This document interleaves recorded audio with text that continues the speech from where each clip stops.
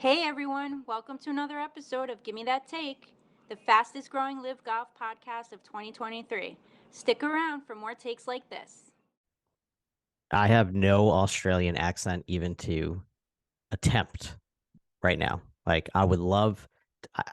First of all, let's start here before we really get into the show. Why do accents even exist? Do you know? G'day, mate. I spent some time down under. So I You, could definitely do the rest of the show like this. you better fucking not. What's the point of an accent? It's not about there being a point to it. It's just the way people talked, and it just people heard other people talk like that, and they continued talking like that. I mean, so like the Australians are redheaded stepchildren of the criminals that were sent to that island by the United Kingdom. So, it's just derivation of their accent. And, that's just the way it is. So you're saying people with accent are descendants of lesser schooled people? No. Australia started as a prison colony Right. for England, right? Right. And it's not a secret that the lower class people in Britain have a distinct accent compared to the upper class people of England. And if you listen to the Cockney accent of people that talk like this, yeah, like they're those that was really bad, but like you get what I'm saying.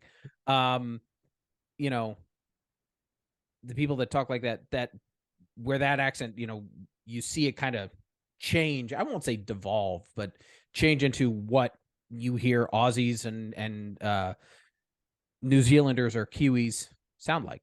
You and I sound identical. Yes or no? We sound very similar, yes.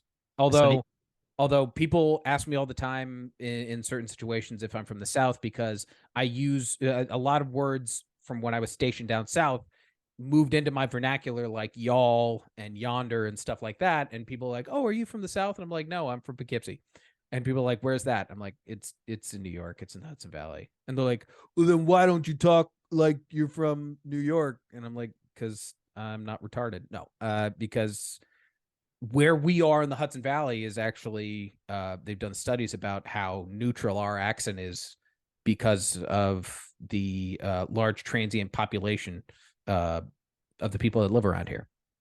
Okay, so more people from different areas mean people start talking normally, or whatever you want to call that. What you would consider normal, yeah. Accentless, if for Yeah. lack of a better word. Okay, so then at some point, not while we're alive, but at some point, everyone's going to sound the same. No, never. Because the other thing that changes languages is also people that speak other languages. So like if you speak to somebody Different in French, sounds, they speak English with a French accent, and that's because they're the derivation of where they get their main root of understanding how words are said is from French.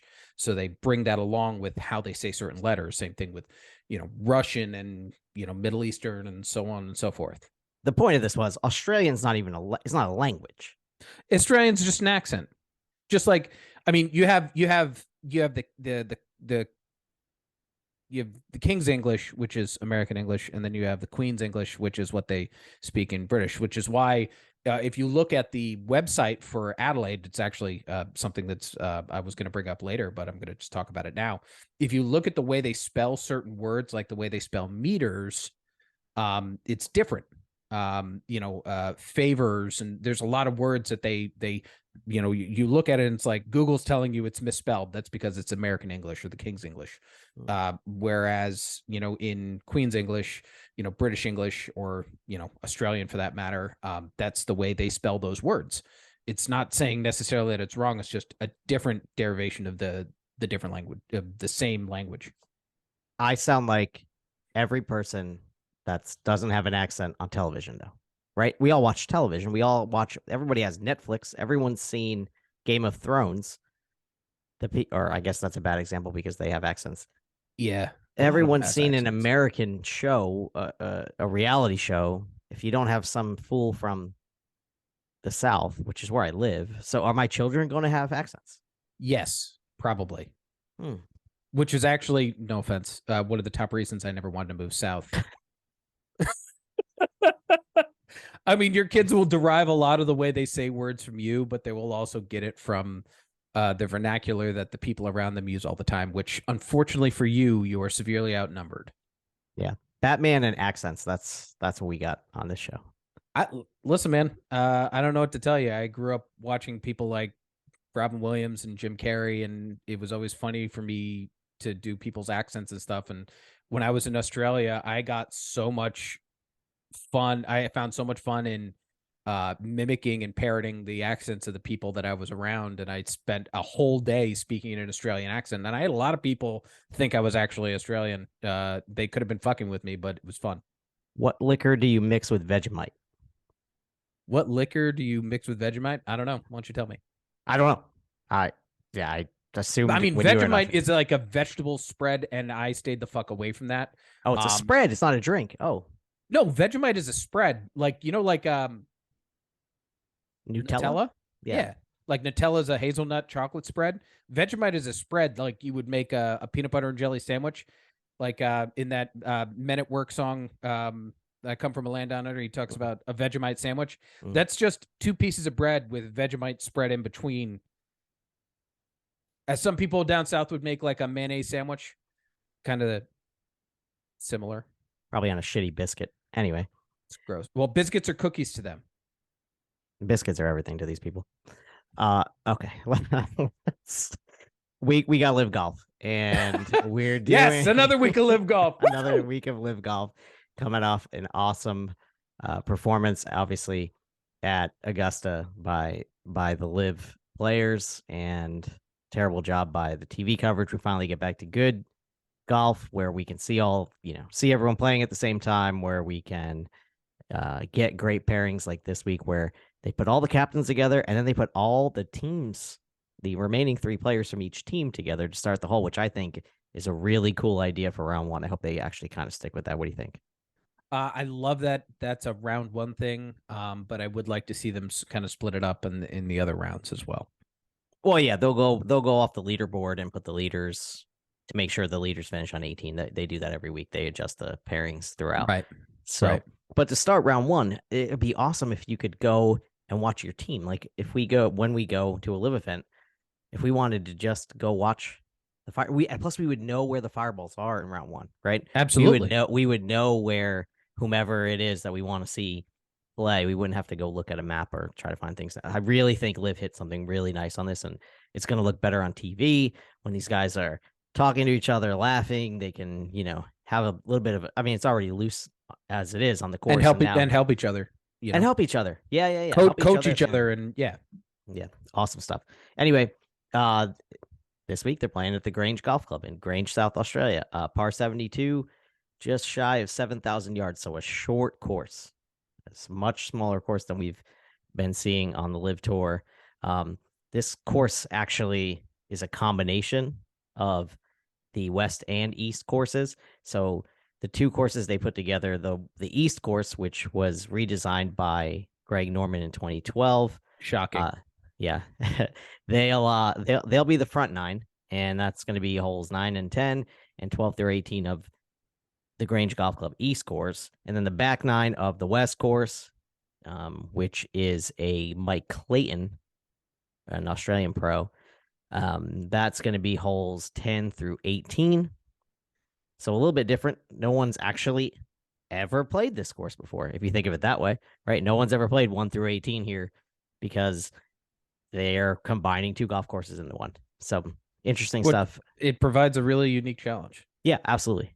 And what I think is really great, it also, I mean, there's so much surface area to cover here.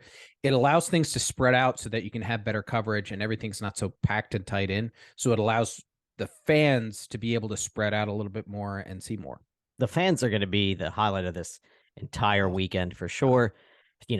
Tens of thousands of tickets. They recreated the party hall, which we'll talk about in a little bit.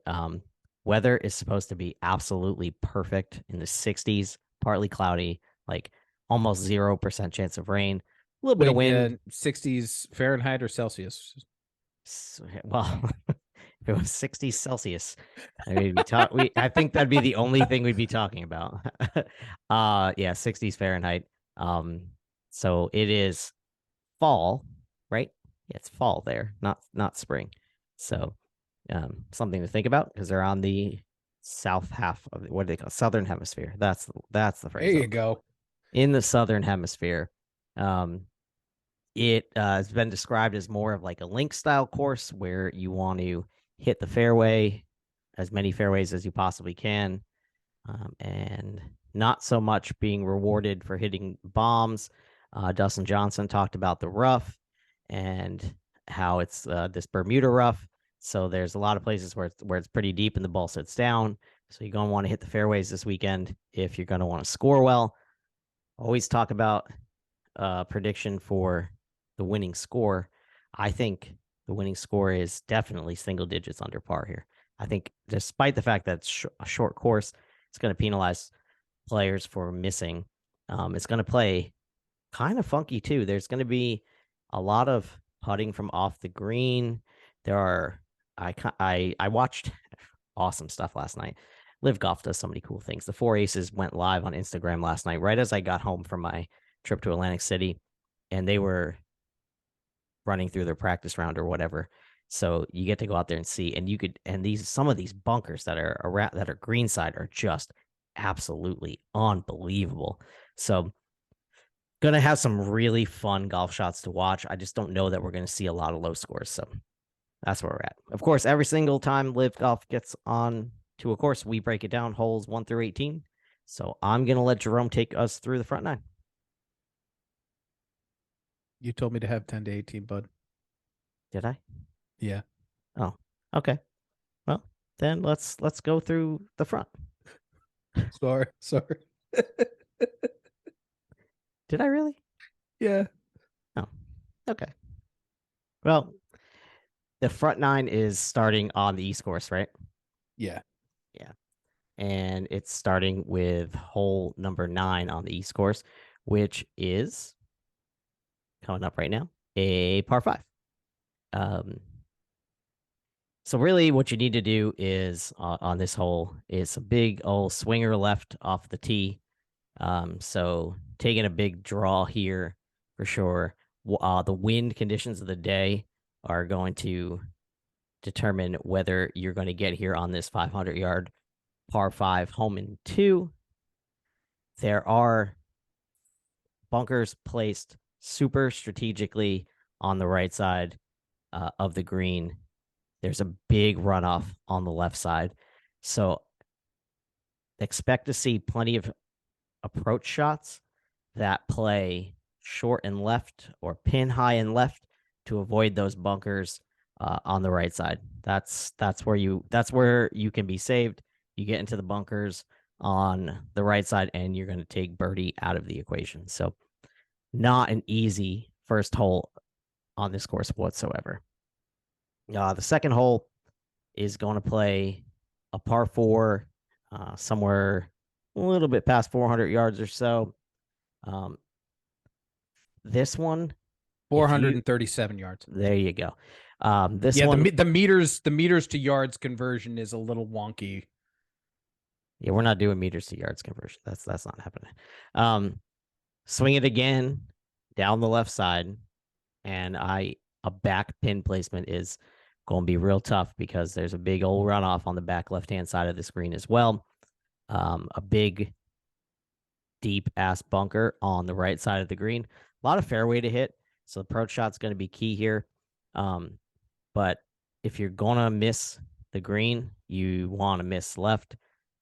Again, another hole that looks like we're going to start off with some pars. And like I said, going to have to pick your places here to attack, and it's not going to be on the first 2 holes. Hole number 3, which is hole 12. I will get confused as to what hole we're on, 100%. A lot of bunkers on the left side. So now we're switching. And trouble deep and right.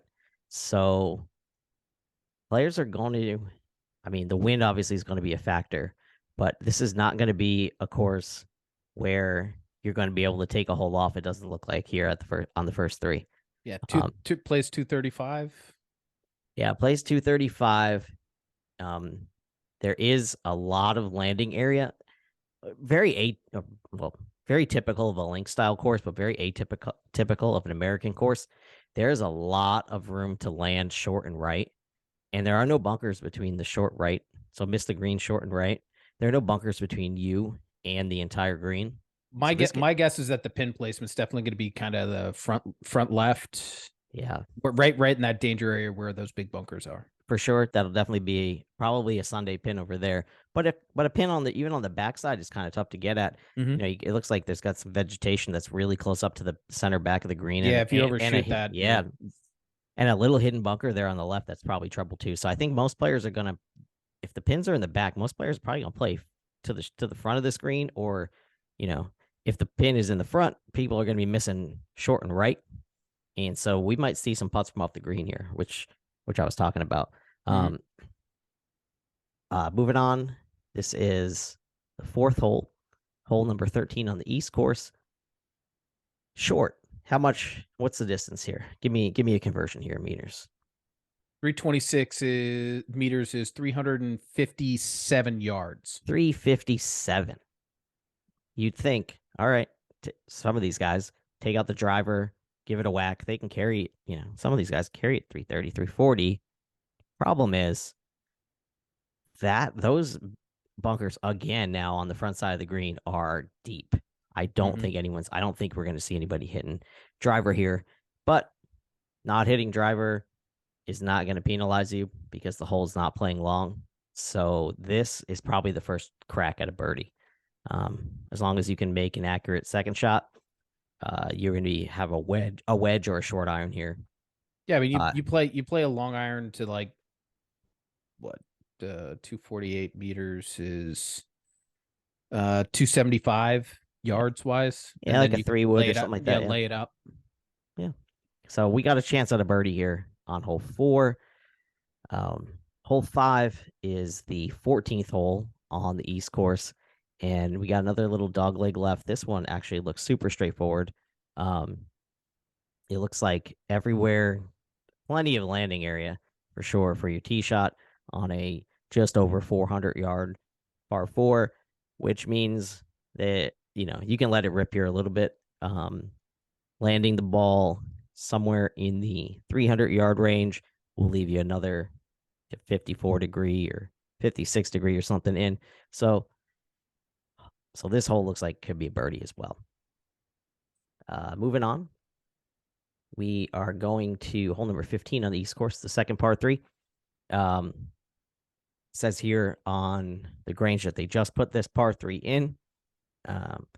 And golly, the length of this green is tremendous. There are a million options for where they could put this pin, and none of them look enticing. Not a single one. It looks dangerous. All over the place. Front side, yeah. I wonder. Did LIV give out a? Let me pull this up real quick. I think LIV gave out what the yardage is. 136 yards. This is going to be such a fun hole to watch.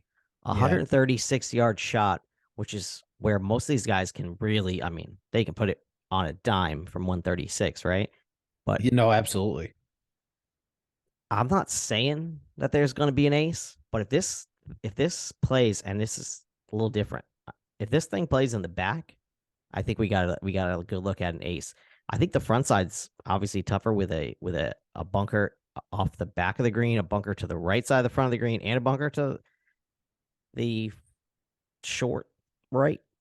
The only thing that would concern me about aces here is that I've read some information that wind can be an issue. Sure. And when you have a shot like this where you're going to be using a high loft, you're going to get a lot of air on it, and with gusts of wind and stuff like that could kind of throw it off course. Yeah, and it looks like the back right hand side of the green runs off into an area too. So what an interesting hole. That one's gonna be really fun to watch. I'm gonna circle that one for sure. Hole 7, which is 16th hole on the East course, is another par 5. Looking like you want to go down the left side, a lot of trees on the right. Absolutely. If you're, well, it looks like it plays uphill as I'm looking at the photos of it. I always think these guys can get there in 2. You know, if they can place this again, we talked about it. Fairways and greens, fairways and greens, fairways and greens. The amateur player, these kind of pop bunkers here. See, this is the interesting thing. If the wind's blowing and they don't want to hit driver here because the landing area isn't very big and they're laying up, that layup shot has to be left of the green because there's like 2 fairway bunkers, like super strategically placed at like 140 yards out, which is where they want to hit the ball from. Mm-hmm. And so I think you're going to see some guys grip it and rip it here. We could see some lost balls, you know, some hazard, just crazy ass shots punching out or something like that. For those who put it in the fairway, taking a shot into the green is fine because there is plenty of space right of the green. You just can't miss left. So a big cut shot with a fairway wood or something like that to get into that green. I'd say a decent amount of birdies here, but I don't think it's going to play as the easiest hole in the course just because of that layup. Usually on these par 5s, right, that if you can easily lay up, that turns into plenty of birdies. But I don't think this is as easy of a layup as we typically see on a par 5. The 8th hole is hole number 17 on the East. There is a big carry off the tee, depending on which tee they use, 2 tees, A and B. B tee is tucked way back. So, but again, plenty of room to land it. Actually, on this one, strategically, again, they don't have a lot of bunkers in the fairways, but man, did they put them in some really horrible spots. You want to really nasty design. Yeah, again, I just think this is going to be a really challenge. I think the course is going to the crowd number 1, the course number 2, and then anyone who is playing consistent golf number 3. Those are going to be the big 3 points on this course this weekend. You know, on the approach shot, I mean, any right-sided pin is just mean. That's you can't get at that. This is take your par and head to hole 9 for sure. Hole 9 on this is hole 18, the finishing hole on the East course. I imagine they're going to move one of these up and turn them into a par 4, and I bet it's this one. Let me see. No, it wasn't. I guess it was, because I've already mentioned. Yeah, I guess it was hole 1. Okay, hole 1 they turned into a par 4. I get it now. Makes sense. So on 18 here,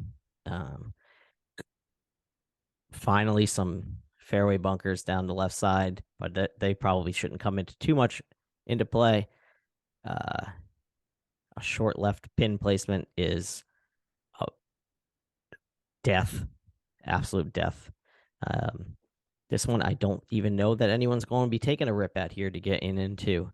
Again, if they do have a good drive and they're able to carry those 1, 2, 3, 4, 5 bunkers guarding the front left side of the screen, I think we're going to see a lot of balls run off on the back right-hand side. Absolutely. And in the course notes, the one thing that sticks out is over the back is not the place to be. So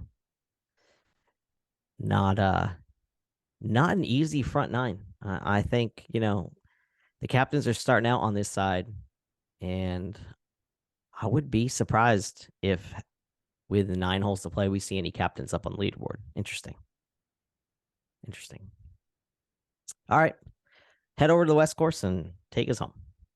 All right. Starting with number 10, which is the 10 for the rest side. 529 yards, par 5, 10th is relatively straight hole, but has a bunker 32 yards short of the green on the right, and a green protracted by a deep bunker cutting right into the left edge. Putting the surface dictates that there are many options to back away from the fairway. The ideal shot is a long high draw that carries short bunker and runs onto the green. For those laying back, the option is to play short of the right bunker to open up the left half of the green. Guys landing to the left of the sand are up against one of the more difficult pitch shots on the course. Okay. Moving on to number 11, 418 yards. The 11 is a medium length par 4, turning left of the fairway bunker, embedded into the right top of the rise, roughly 251 yards from the tee. Is a single hazard to be avoided, but the closer you play to the sand, the better the line is onto the green.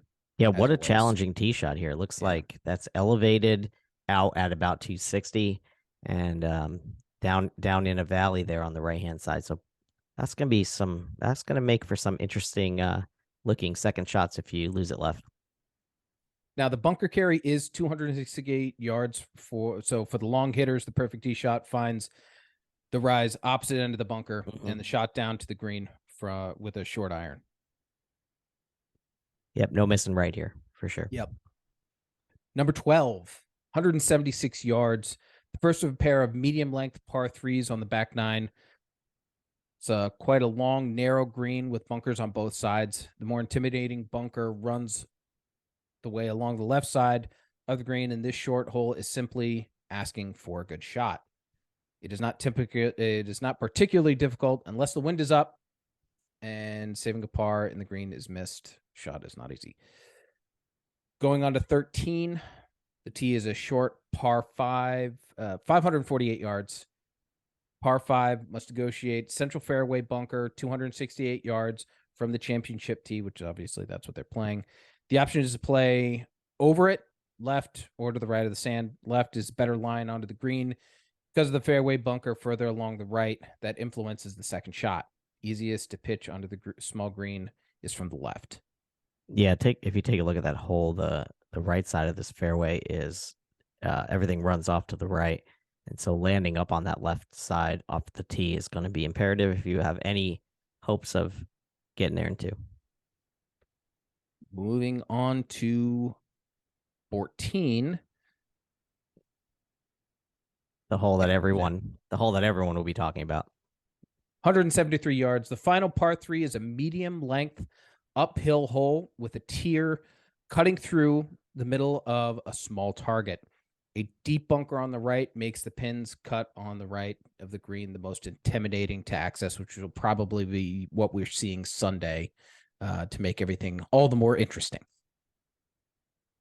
Yeah, fun times.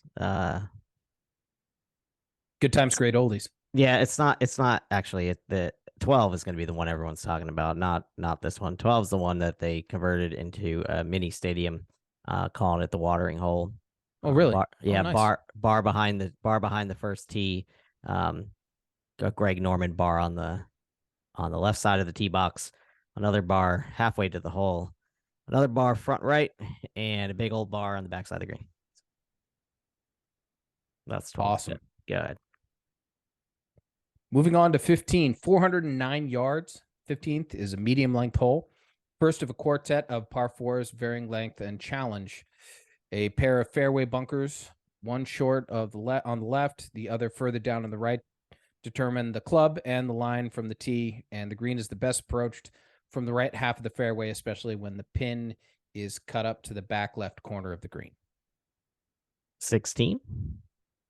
420 yards, longer than the previous hole, and running in the opposite direction of the shape of the hole, favors a tee shot moving from right to left. The fairway bunker sitting on the left corner of the driving area protects the ideal line onto the green. Okay. Got 2 holes to take us home here. 17, 454 yards. One of the most demanding holes on the course. The fairway is lined with pines. A drive down the right half of the fairway opens a clear view to the green, but a small dune further blocks the view of the green for those who have driven to the left. A deep bunker lines the right side of the green, and this par 4 asks for a pair of perfectly played strikes. Boy, is this one going to get ugly. This is going to be something fun to watch on Sunday. that tee shot looks like absolute hell. And then the green or the runoffs on the side of that green Yeah. are going to make for some any pin placement anywhere outside of the center of this green is going to be really hard to get at. It's going to be really interesting. Final hole. Wrapping it up for the 18th hole, 381 yards. Oh, a The little short finisher guy. is Yeah. a drive and pitch hole. The pitch is on the right side of the fairway. Looks and plays quite differently from the shot on the left when the pin is in the most difficult place on the right back corner. Mhm. The drive down the left is truly advantaged because of the bunker cut right up into the right half of the green. The undulating green tests nervous putters at the end of this course. So if there is a playoff, that should make this really, really fucking interesting. Right. I hope we really do hope there is a playoff actually, because that's like they have the most exciting playoff in all of sport. I think so much fun. Yeah. Well, we're not going to do our picks on this show, but I'm just going to give out a little... probably because one of our guys is sandbagging and not here. Yeah.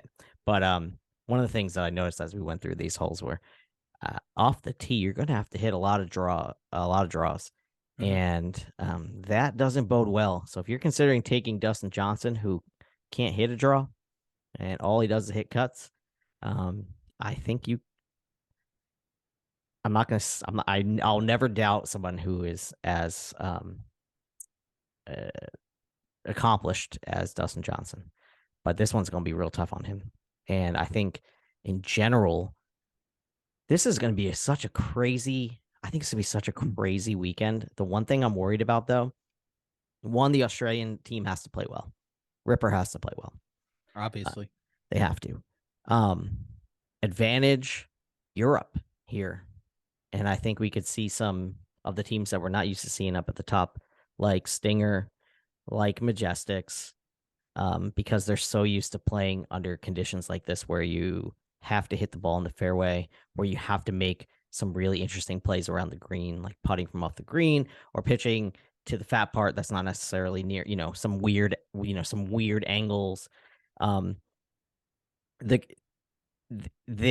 type of golf is just not an American type of golf. And so give advantage to the Europeans here for sure.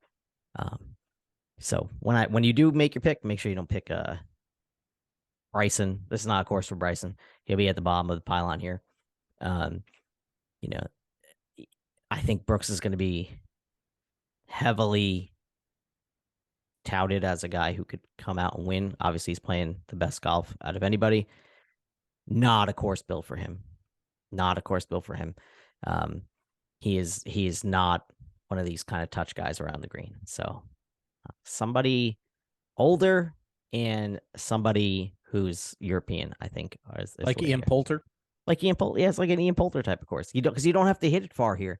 We read all these distances on the par fours. I mean, these guys are hitting plenty of short irons in, So yeah, man, I'm pumped about this one. You can watch the first round live on the app at 10 p.m. on Thursday night in America, 10 p.m. Eastern on Thursday night in America. And then unfortunately, oh man, I can't watch it at work. That's yeah, I know. And unfortunately, the rounds will be over when the CW gets the coverage on Saturday and Sunday. So I have to try to find a way to avoid it, because I will be at work this weekend. So I have to find a way to avoid the actual winner, which is going to be impossible, and try to have some drama on Sunday. Wish there was a better way to do this, but golf is not just for America people. So glad Australia gets this, and I hope they show out, and I think they will. Anyway, what about you? Ready to watch this? Oh, I'm going to try and watch as much as possible. Otherwise, just, catch the highlights. And, very excited to break this down with all of you on Sunday. Yeah, we'll be back on Sunday to break down the winner, the winning team, what went right and what went wrong. And I think we're going to be really happy with the outcome of this tournament. And we'll move on. We'll have a little bit of a break, and then we'll get into the meat of the schedule. All right, let's get the fuck out of here.